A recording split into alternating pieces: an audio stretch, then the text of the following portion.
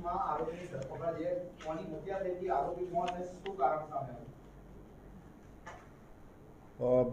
ગઈ તારીખ 12/9/2015 રોજ દાણી લીમડા પોલીસ સ્ટેશન ખાતે એક હત્યાનો ગુનો નોંધાયેલો અને આ ગુનાની જે ટૂંક વિગત છે મુજબ ફરિયાદી છે અખ્તર આલમ શફીક અહેમદ શેખ, જે મૂળ ગવારપુખર ગામનો અને ઉત્તર નોર્થ જનાપુર પશ્ચિમ બંગાળનો રહેવાસી છે. જે અખ્તર એના ગામ હતો ત્યારે એને જ ગામની નસરીન બાનુ શેખ સાથે પ્રેમ સંબંધ થયેલો. આ નસરીન બાનુના જે પિતા જે છે એ ખેતી કામ કરે છે અને એમની ઈચ્છા એવી હતી કે એમને ફોઈના દીકરા સાથે અજમલ શેખ સાથે આ નસરીનના લગ્ન થાય, પરંતુ નસરીનને અખ્તર આલમ સાથે પ્રેમ હોય એ બંને જણા ભાગીને લગ્ન કરેલા. આ લગ્ન કર્યા બાદ નસરીન અને અખ્તર આલમ બંને દિલ્હી આવેલા અને દિલ્હી થોડો સમય કામકાજની શોધ કરેલી, પણ પછી ત્યાંથી એ લોકો બંને અમદાવાદ આવેલા અને નવાબની ચાલી શાહ આલમ ખાતે રહેતા હતા.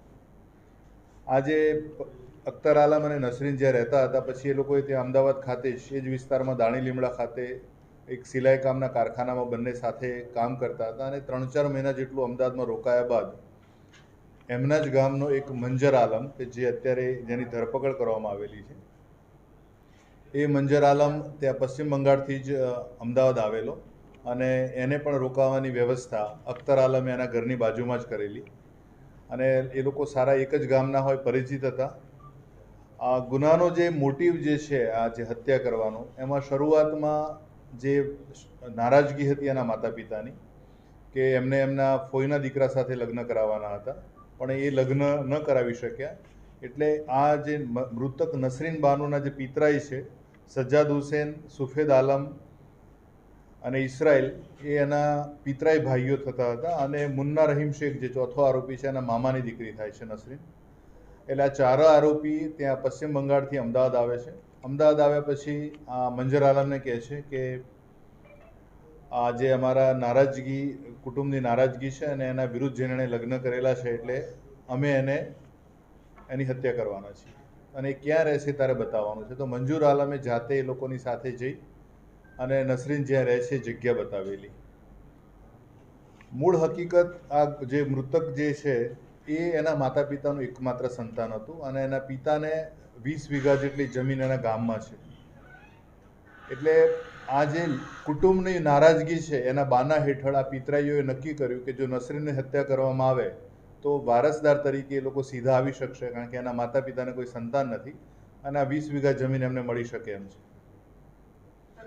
આ ચારે જણ ત્યાંથી અમદાવાદ આવે છે.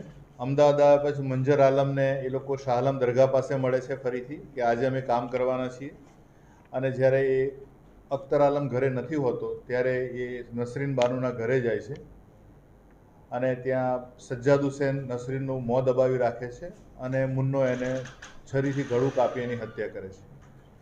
આ હત્યા બાદ 4 આરોપી અને 5મો મંજર આલમ બધા ભાગી જાય છે. એ પૈકી જે તે વખતની તપાસ દરમિયાન 2 આરોપી પકડવામાં આવેલા હતા, સજ્જાદ હુસેન અને સુફેદ આલમને. હાલ આ કામે મંજર આલમને પકડ્યા બાદ હજુ 2 આરોપી વોન્ટેડ છે, મુન્ના શેખ અને ઇસ્માઇલ શેખ, જેના માટે અત્યારે કાર્યવાહી ચાલુ છે. આ જે શરૂઆતમાં આ હત્યા કરવા માટે જે કારણ દર્શાવેલું હતું કે કુટુંબની નારાજગી છે એટલે નસરીન બાનુની હત્યા કરવામાં આવેલી છે, પણ જે પ્રાથમિક પૂછપરછ અને બીજી વિગતોને વેરીફાઈ કરતાં એનું સાચું કારણ આ નસરીન માત્ર એના માતા પિતાનું એકમાત્ર સંતાન હોય અને એના વારસદાર તરીકે એના પિતરાઈ એટલે એમના જે ભત્રીજાઓ છે એ જ આવવાના હતા નસરીનના પિતાના, અને એ નારાજગીના ઓઠા હેઠળ આ જમીન મેળવવાની લાલચથી આ લોકો એમની હત્યા કરેલી છે. જે હાલ આરોપી જે છે એ આ બનાવ પછી એના ગામ ગયેલો અને ત્યાંથી ભાગીને દિલ્હી ગયો હતો અને દિલ્હી ખાતે એ બેલ્ટ વેચવાની જે એનો છૂટક જનકપુરી ખાતે બેલ્ટ વેચવાનું કામ કરતો હતો, લેધર બેલ્ટ્સ, અને આ બનાવ પછી આટલા વર્ષોથી દિલ્હી ખાતે જ કામ કરતો હતો.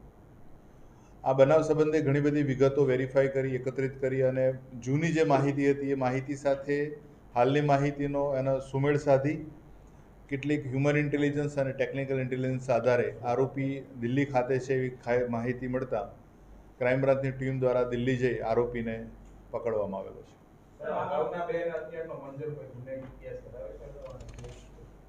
અગાઉના જે લોકો છે એમનો ગુનાહિત ઇતિહાસ અમદાવાદ ખાતેનો નથી, કારણ કે અગાઉ અમદાવાદ ખાતે રહેતા નહોતા, આવેલા નહોતા, માત્ર આ હત્યા કરવાના આશયથી આવેલા છે.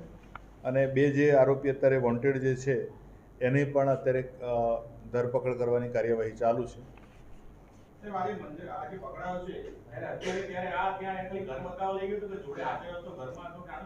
એનો જે હાલના આરોપીનો જે રોલ જે છે એ આ પશ્ચિમ બંગાળથી આવેલા ચારે આરોપીઓ નસરીન બાનો અને અખ્તર આલમ ક્યાં રહે છે એ ઘર બતાવવાનું અને એ ઘરે હાજર છે કે નહીં એ વેરીફાઈ કરી અને જણાવવાનું હતું. એટલે એમને ખબર પડી કે અખ્તર આલમ અત્યારે ઘરે નથી ને નસરીન બાનો એકલી જ ઘરે છે. એ સમય દરમિયાન આ ચાર આરોપી ત્યાં જાય છે અને હત્યાને અંજામ આપે છે.